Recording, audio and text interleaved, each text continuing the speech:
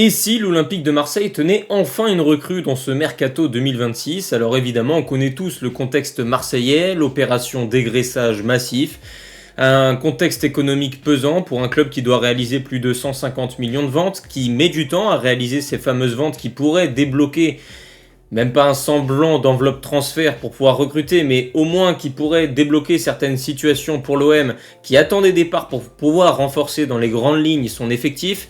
Le problème, c'est que nous sommes déjà le 17 août, la Ligue 1 reprend dans 4 jours. Marseille a malgré tout réalisé une préparation encourageante par rapport à la situation dans laquelle est l'Olympique de Marseille. Et aujourd'hui, on va parler de Jean-Claire Todibo qui commence à être une piste très sérieuse pour l'OM. On parlerait d'un prêt en provenance de West Ham. Alors Jean-Claire Todibo qu'on connaît très bien en Ligue 1 pour ce qu'il a réalisé notamment du côté de l'OGC Nice, grand espoir du centre de formation de Toulouse qui est passé notamment par le Barça, par Benfica entre autres. Donc voilà, on va s'intéresser à cette piste-là qui pourrait rejoindre l'Olympique de Marseille, qui correspond typiquement aux pistes Lorenzi, des joueurs qui connaissent la Ligue 1, un peu à la relance aussi.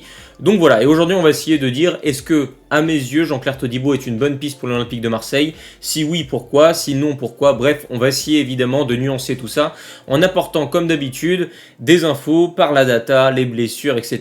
Bref, dans cette vidéo, on va tout savoir sur Jean-Claire Todibo, histoire d'éclaircir un petit peu cette piste pour l'Olympique de Marseille. Bon, comme d'habitude, on va commencer déjà par s'intéresser aux infos, aux détails de cette rumeur en quelque sorte. Donc c'est Foot Mercato qui a annoncé tout ça, ça a été relayé par d'autres pistes. Il y a des discussions entre l'OM et West Ham pour le prêt du défenseur central français qui a été acheté il y a 2 ans par West Ham contre 40 millions d'euros du côté de l'OGC Nice. Faut préciser que les Hammers cette saison ont été relégués de Premier League en Championship, une saison très compliquée pour le club basé à Londres. Donc voilà, ça discute actuellement au niveau du salaire parce que l'OM fait très attention au niveau de sa masse salariale. Le joueur serait prêt à faire un effort. C'est un autre papier de Foot Mercato qui, quant à lui, est sorti aujourd'hui qui annonce ça, comme quoi le joueur serait prêt à faire un sacrifice conséquent pour rejoindre l'OM. On connaît les salaires de Première Ligue. Pour Jean-Claire Todibo, on n'est pas loin des 400 000 euros par mois. Quand on sait que l'OM essaye de se séparer de tous les salaires en dessous de 200 000, forcément, ça semble un peu trop conséquent actuellement pour l'OM. Mais si Todibo est prêt à faciliter le deal et que le club anglais garde une partie du salaire, alors peut-être. En tout cas, pour le moment, on en est là. Donc ça discute toujours concernant la répartition du salaire du joueur. Il y a un accord verbal entre le joueur et l'Olympique de Marseille. Donc Todibo souhaite rejoindre l'OM et faire partie de ce projet j'ai envie de dire un peu de reconstruction, un peu comme ce qu'a vécu Lyon la saison passée, faire partie de ce projet de reconstruction un petit peu de l'OM post-Longoria, parce que ça a été globalement une opération massive de destruction, ce qu'a réalisé l'ancien président de l'Olympique de Marseille, sans que personne ne s'en rende trop compte. Donc voilà pour ce qui est des informations concernant Jean-Claire Todibo. En l'état, on ne parle pas d'option d'achat, je pense que dans tous les cas, même pour l'OM, dans 1 an, ça risque d'être trop cher. Donc on parlerait vraiment d'un prêt sec pour le moment d'une saison, mais ça peut déjà bien dépanner l'OM sur une seule et même saison. Parce que Jean-Claire Todibo, on le connaît vraiment plutôt bien en Ligue 1. Comme je l'ai dit, formé à Toulouse, il avait fait ses débuts lors de la saison 2018-2019. Rapidement, le Barça était allé le chercher et avait profité d'une situation contractuelle cocasse où Todibo était en fin de contrat avec un contrat court du côté de Toulouse pour le récupérer en 2019. 1 an plus tard, il sera prêté du côté de Schalke 04. Un prêt plutôt correct, contrairement à celui du côté de Benfica l'année suivante, la saison suivante. Du côté du Barça, il aura joué quelques matchs sans trop de réussite, on va pas se mentir, ça a été assez compliqué pour lui d'enchaîner du côté du Barça, évidemment une marche un peu trop haute pour lui. Est-ce qu'il va vraiment relancer un petit peu sa carrière, même si attention, il était encore très jeune à ce moment-là? C'est lorsqu'il sera prêté du côté de Nice le 1er février 2021. Il réalisera 6 bons mois du côté du gym avant d'être acheté définitivement par le club azuréen contre 16,5 millions d'euros à l'été 2021. À ce moment-là, Jean-Claire Todibo a seulement 21 ans. Derrière, il réalisera un total de 3 saisons pleines en Ligue 1, même 4 saisons pleines en Ligue 1, on peut le dire, 3 saisons et demie en quelque sorte si on compte son prêt évidemment qui avait été très positif, jusqu'à ce gros transfert du côté de West Ham en 2025. Donc il y a 1 an en soi, mais en réalité ça fait 2 ans qu'il a déjà rejoint l'Angleterre puisque c'était un prêt avec option d'achat obligatoire du côté des Hammers. Donc voilà pour ce qui est de Jean-Claire Todibo. qu'on connaît du coup pas mal en Ligue 1, qui a pas mal d'expérience. On sait Grégory Lorenzi, et on l'a vu de par les différentes pistes qui ont pu être évoquées pour le moment du côté de l'OM, notamment la piste Marcin Bulka, autre ancien niçois qui pourrait être le successeur de Geronimo Rulli dans les buts. Il y a pas mal de pistes d'anciens joueurs de Ligue 1. En même temps, pas de quoi être surpris quand on connaît un petit peu le profil de Lorenzi, ce qu'il a fait du côté de Brest avec essentiellement des profils francophones, connaissant le championnat. Et c'est un peu la stratégie de l'OM dans les plus grandes largeurs, avec évidemment Grégory Lorenzi, mais aussi avec Bruno Genesio, qui est un entraîneur qui connaît très bien le championnat depuis de très nombreuses saisons. Donc voilà, on mise sur l'expérience du championnat, et en soi, dans un projet comme celui de l'OM où tu as très peu de moyens et où tu es à la recherche de certitudes pour reconstruire un noyau, tu essayes vraiment de consolider un noyau qui dans tous les cas sera moins quantitatif que les saisons précédentes. Mais c'est sûr que sur le papier, c'est une stratégie qui semble assez intéressante, à mes yeux sportivement, de la part de l'Olympique de Marseille. Et le choix des hommes correspond à cette stratégie-là. Maintenant, évidemment, je pense que l'OM ne pensait pas se retrouver à ce point-là dans cette situation, avec si peu de ventes réalisées au 17 août par rapport aux objectifs de vente qu'avait l'OM. C'est ce qui complique forcément la tâche de Lorenzi, mais aussi celle de Genesio. On l'a vu avec l'histoire du brassard de capitaine avec Højbjerg et j'en passe. Donc voilà pour ce qui est du parcours de Jean-Claire Todibo. Donc comme je l'ai dit, vraiment en Ligue 1, c'est devenu un défenseur référence sur toutes ces saisons du côté du gym, réalisant des matchs, des fois à 36 titularisations, avec un apport offensif de plus en plus intéressant au fil des saisons, le premier relanceur aussi de cette équipe niçoise, donc il est vraiment monté en gamme, un défenseur athlétique, mêlant rapidité à puissance physique, bref, ça avait tout d'un défenseur assez complet. Il était aussi connu un peu pour ses sauts d'humeur, son caractère, ce qui peut aussi rassurer certaines personnes quant à son association potentielle à l'OM. On sait que c'est toujours tout un contexte, y compris pour des joueurs qu'on connaît en Ligue 1, de passer le cap de l'OM. C'est un club qui est différent. Jouer au Vélodrome, c'est quelque chose qui est différent. Tu joues avec de la pression, et lui, la pression, on a plus le sentiment que de par son caractère, ça le galvanise, qu'autre chose. Maintenant, faut pas non plus trop en faire, comme on a pu le voir parfois avec Balerdi, ou encore Geronimo Rulli, voire Facundo Medina, le fameux trio un peu sud-américain de la dernière saison de l'OM, qui s'est un peu parodié avec cette histoire de caractère. Faut rester... Voilà, faut que ça galvanise, mais tout en restant dans le domaine positif, sans vouloir trop en faire, si vous voyez un petit peu ce que je veux dire. Au niveau de son analyse DataScout, alors si je m'appuie forcément sur ses datas du côté de Nice lors de sa dernière saison du côté du gym, où ça a été une saison très très bonne pour lui, comme je l'ai dit, devenu un des meilleurs centrales de Ligue 1, j'ai pas peur des mots, donc défenseur très complet, en termes de duels défensifs gagnés on est à 83%, pour un joueur qui disputait pas mal de duels, 69%, course progressive 86%, donc c'est un joueur qui à la relance est très à l'aise, que ce soit par la passe ou par les courses, il a montré de très très bonnes qualités. Voilà, très bon relanceur, précision de passe 82%, donc 82% c'est le centile, il faut toujours se dire que les chiffres que vous voyez là, ça correspond au fait qu'il est meilleur que 85% par exemple des défenseurs centraux des 5 grands championnats. Donc typiquement en passe réceptionnée, dans les 5 grands championnats, il est meilleur que 97% des centraux sur cette même saison. Donc vous voyez effectivement qu'à la relance c'est très très fort, défensivement il y a des stats qui sont tout à fait corrects. Il dispute assez peu de duels aériens, du moins lors de son passage du côté de Nice, donc faut pas s'attendre à ce que ce soit lui qui prenne tous les ballons aériens. Et d'ailleurs, quand on voit ses stats, on se dit que la comparaison, ou plutôt la complémentarité qui viendrait tout de suite en tête, ce serait évidemment avec un Naïef Aguerd, mais qui normalement devrait quitter l'OM, donc on ne devrait pas voir cette association-là. Mais en l'état, Aguerd, lui, était très fort dans le domaine des duels aériens, avait également une très bonne qualité de relance, et par contre en termes d'action défensive et de duels disputés, Todibo lui aurait fait un peu le sale boulot à ses côtés, donc ça aurait pu être une charnière tout à fait intéressante. Je me suis permis de comparer effectivement les performances de Todibo du côté de Nice avec les performances de Balerdi, qui est un peu le défenseur aussi complet de l'OM sur le papier. Évidemment pour Balerdi, on ne peut pas occulter ses erreurs individuelles qui pourrissent vraiment tout ce qu'il a pu réaliser sur ces dernières saisons du côté de l'OM, parce que ces stats, que ce soit en termes de précision de passe, d'interception, même de duels disputés, les stats de la part de Balerdi sont plutôt corrects, même si bon, il y a quand même pas mal de stats qui sont en dessous de ce Todibo là. Mais voilà, donc pour ce qui est un petit peu des stats, c'est aussi la preuve que les chiffres parfois ne montrent pas tout au niveau des axes d'amélioration. Alors, court peu, par contre quand il court, il est capable de courir.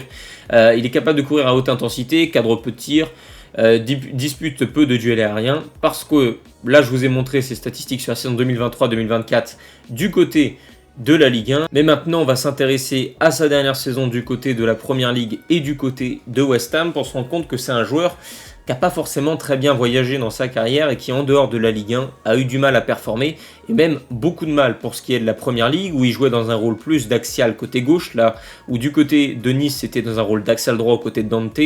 Donc, duel défensif gagné, ça bouge pas, 84%, de toute façon les qualités athlétiques, 1m90, il est costaud, on voit un peu le gabarit de Todibo, même pour la Première Ligue, c'était censé être un mariage parfait.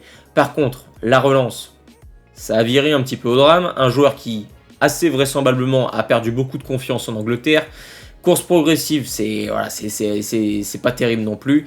Et donc effectivement, toutes ces statistiques ont globalement diminué. Alors les duels aériens ont augmenté parce qu'il partait de loin en Ligue 1 puisqu'il en disputait très peu.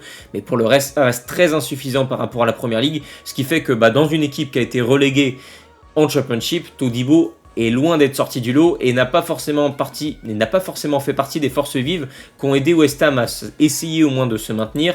Sur sa première saison, bon, c'était un petit peu mieux, notamment en termes d'action défensive, et il avait encore des statistiques à la relance plutôt correctes. Mais il avait déjà perdu sa qualité de passe progressive et de course progressive, donc on sent qu'il était plus... Voilà, que comme un joueur qui perd en confiance, il était plus sur des passes un peu plus faciles, avec un petit peu moins de risques, même si à ce moment-là, il jouait aussi axial droit, donc il faudra surveiller quel poste est-ce qu'il pourrait jouer du côté de l'OM. Donc voilà un petit peu pour ce qui est des datas de Jean-Claire Todibo. Donc on est vraiment sur un joueur qui a du mal à voyager, on le voit là en Première Ligue, ses statistiques sont assez décevantes, je vais même aller plus loin. Globalement, il a assez peu joué en 2026, seulement 8 ou 9 matchs, et la plupart du temps, c'était des entrées en jeu. Donc bon... Il va falloir qu'il se relance, ce joueur-là. Sa valeur marchande, elle a globalement pas mal chuté. Alors je vous montrerai son historique de blessure juste après, mais elle est passée à 22 millions pour un joueur qui, pour rappel, avait été acheté 40 millions il y a de ça, du coup 2 ans en quelque sorte. Donc forcément, sa valeur marchande, elle a chuté en Angleterre, et avec la relégation des Hammers, c'est sûr qu'il va chercher à se relancer, et c'est aussi pour ça que l'OM peut se permettre d'aller sur le dossier Jean-Claire Todibo, puisque s'il avait plutôt performé du côté de la Première Ligue, vous vous douteriez bien que pour l'OM, ce serait évidemment une piste inenvisageable. Donc l'idée de relancer Jean-Claire Todibo après 2 saisons en Première Ligue, eh bien pourquoi pas. Faut pas oublier non plus que des joueurs très performants en Ligue 1 et qui se cassent la gueule en Première Ligue ou dans des championnats performants à l'étranger, c'est loin d'être un cas isolé, Jean-Claire Todibo. On en connaît beaucoup, des joueurs qui se sont cassés les dents du côté de la Première Ligue et qui, au contraire, ont performé en Ligue 1. Todibo, pour le moment, c'est le cas. Toutes ses performances en Ligue 1 ont été très convenables. C'est un joueur qui a du caractère, c'était même un personnage en Ligue 1, j'ai pas peur de le dire. Mais par contre, c'est vrai que ce soit son passage à Benfica, très compliqué, son passage du côté de Schalke 04, il avait très peu joué, au Barça il avait très peu joué, et là du côté de West Ham où il avait vraiment l'occasion de monter en puissance, eh bien au contraire, il y a surtout une perte de rythme, à l'image d'ailleurs de son temps de jeu qui s'est pas mal écroulé. Ça de la saison il a le plus joué, il a cumulé 3800 minutes de jeu au total contre 1990 sur sa saison 2024-2025 à West Ham et 2023 sur sa saison 2025-2026 toujours avec les Hammers. Donc son temps de jeu pareil, en termes de rythme on sent que ça a pas mal diminué, et je vous montrais effectivement que depuis 2026 il a assez peu joué. Il y a des mois complets où il était sur le banc et où il n'a pas du tout joué, Jean-Claire Todibo. Donc voilà, il a passé beaucoup de temps sur le banc, là vous le voyez, Crystal Palace, face à Wolverhampton, face à Everton il a joué 1 minute, face à Brentford il n'est même pas rentré en jeu, et on parle de là d'une équipe qui jouait le maintien, donc il était passé complètement derrière dans la hiérarchie des joueurs comme Mavropanos, comme Axel Disasi qui avait été prêté par Chelsea, et malgré le fait que ces 2 joueurs-là notamment n'ont pas été très performants sur les derniers mois à West Ham, Todibo lui était derrière eux dans la hiérarchie. Donc on est vraiment sur un joueur qui va essayer de se relancer. Ses datas en Ligue 1 parlent pour lui, ses performances en Ligue 1 parlent pour lui, et évidemment un retour dans ce championnat serait certainement pour lui la meilleure opportunité de se relancer, un peu à l'image d'un Openda qui a galéré du côté de la Juve et qui là arrive à Lyon pour se relancer dans un championnat où il a déjà performé sous les couleurs de Lens. Donc voilà, donc du côté de l'OM, moi je l'imagine plus effectivement dans un rôle d'axial droit, là où il a le plus performé du côté de Nice et même du côté de West Ham. Les meilleurs matchs qu'il a fait, c'est vraiment quand il était un peu plus sur son pied droit avec, dans un rôle plus d'axial droit, donc ça tombe bien, Balerdi est à vendre, en même temps tout le monde est à vendre, même Kondogbia évidemment, donc en soi ce serait un premier joueur titulaire qu'on aurait en tête dans cette défense de l'OM. Maintenant, est-ce que ça va marcher, est-ce qu'il va réussir à se relancer, c'est évidemment une grande question. Déjà en termes de profil, il faudra voir un petit peu avec qui Marseille va pouvoir l'associer. On a vu que c'est pas forcément facile de lui trouver une doublure fiable. Il faut un joueur qui soit assez calme à ses côtés, parce que Todibo c'est le joueur qui va défendre en avançant, qui va monter sur l'offensif adverse qui essaiera de jouer dans le demi-espace, etc. C'est Todibo qui ira le chasser loin de ses bases, de par sa qualité de vitesse qu'on connaît, de par effectivement son agressivité, son caractère aussi. Et donc, à ses côtés, il faudrait effectivement plus un défenseur central assez calme, assez serein, comme était un petit peu Naïef Aguerd. Donc forcément, comme Aguerd devrait partir, à voir qui pourra occuper ce rôle-là. Egan Riley, peut-être, à voir s'il arrive à performer contrairement à sa première saison à l'OM. Kondogbia, au vu de son salaire, j'ai du mal à l'imaginer rester à l'OM. Donc voilà, ce 11-là, évidemment, je me suis un peu basé sur le 11 qui a joué face à l'Atlético lors du dernier match. En l'état, ça a le temps de beaucoup bouger. Højbjerg a refusé pas mal de clubs, mais Marseille souhaite à tout prix le vendre puisqu'il a le plus gros salaire du club. Donc on retrouverait plus Timber dans ce rôle-là. Pour le reste, tout est encore possible pour quasiment tout le monde. Mais c'est un peu la première compo qui pourrait se dessiner pour l'OM à 4 jours de la reprise de la Ligue 1. Même si, attention, c'est pas dit que Todibo soit déjà prêt pour ce match-là, et ce sera certainement Balerdi, malgré ses nouvelles erreurs, sa nouvelle erreur notamment lors du match face à l'Atlético sur le premier but, sur l'égalisation du club madrilène. Donc voilà pour ce qui est de l'Olympique de Marseille, et dans quel rôle j'imagine Jean-Claire Todibo. Je maintiens que le défenseur central avec qui tu vas l'associer, ça peut avoir un rôle vraiment important dans les performances de Todibo. Maintenant, moi la question que je me pose, et par rapport au caractère du joueur, je me dis que effectivement jouer au Vélodrome, c'est quelque chose qui peut le galvaniser. Il connaît très bien ce championnat-là, il y a toujours performé et il a déjà réussi à se relancer lorsqu'il avait été prêté du côté de Nice, malgré des longues périodes où il avait peu joué du côté de Benfica, du Barça, etc. Bref, peu importe, il avait toujours réussi à se relancer dès qu'il a retrouvé la Ligue 1. Il a quand même les qualités qui correspondent à la Ligue 1, à savoir de l'intensité, notamment sur le plan athlétique. Lui, c'est le défenseur athlétique parfait, rapide, puissant. Bon, normalement, en termes de profil, ça colle. Maintenant, à l'OM, il aura certainement un rôle important, notamment à la relance. On en attend beaucoup des joueurs à ce poste-là. Ça a posé des problèmes à un joueur notamment comme Balerdi, etc., d'avoir trop de responsabilités. Lui, ses statistiques à la relance en Ligue 1 du côté de Nice ont été très bonnes. Il les a un peu perdues du côté de la Première Ligue. À voir s'il arrive à les retrouver avec l'Olympique de Marseille. Maintenant, en l'état, par rapport aux finances marseillaises, on va pas se mentir, aller chercher un joueur comme Todibo qui est coté à 20 millions, qui a déjà beaucoup performé en Ligue 1 et que tu vas tenter de relancer, c'est quand même plutôt une recrue d'ambition. Rappelez-vous qu'on parlait quand même, au niveau du recrutement pour l'OM, de joueurs avec des prêts à option d'achat. Tu peux pas mettre des salaires qui allaient au-dessus des 100 000, des options d'achat qui peuvent pas aller au-dessus de 5 millions. Bref, par rapport à la manne financière qui est à disposition de l'OM, si tu arrives à te faire prêter Jean-Claire Todibo et ça arrive à rentrer dans tes clous financièrement, c'est quand même plutôt un bon coup sur le papier. Maintenant, on sait qu'à l'OM, les bons coups sur le papier ne sont pas forcément les bons coups sur la saison, et forcément la seule vérité, ce sera celle du terrain. Maintenant pour l'OM, je pense que cette stratégie de miser sur des joueurs qui connaissent le championnat, quitte à aller relancer des joueurs qui galèrent depuis 1 an, 2 ans, c'est plutôt une bonne stratégie. Todibo, il n'a pas galéré du côté de la Grèce ou du côté de la Slovénie, il a galéré du côté de la Première Ligue, qui est le meilleur championnat du monde, où tu joues la Ligue des Champions toutes les semaines face à des clubs qui globalement ont plus de budget que l'OM. Quasiment tous les clubs de Première Ligue.